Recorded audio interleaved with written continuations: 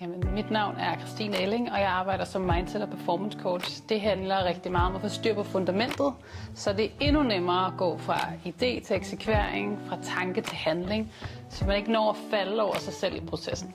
Den her work-life balance er jo noget, rigtig mange mennesker søger. For mig handler det rigtig meget om at forstå, at det er et inner game. Balance handler for mig rigtig meget om, at de beslutninger, jeg tager, de prioriteringer, jeg vælger at tage, at jeg også finder en ro ved det og har tillid til de valg, jeg tager. Så jeg kan være til stede der, hvor jeg skal være til stede. Struktur er vigtig for mig, for jeg vil rigtig gerne mange ting.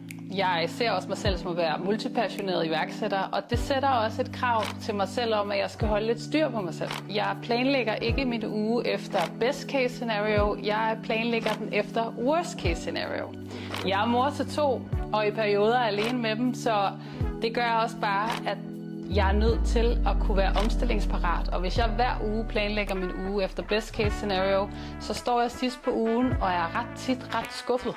Jeg planlægger min uge sådan, at jeg sætter mig ned med mine planer, og så strukturerer jeg simpelthen min uge. En af de helt store nøgler til at have en følelse af, at du tager poweren hjem, det er 100%, at du har noget overblik og struktur.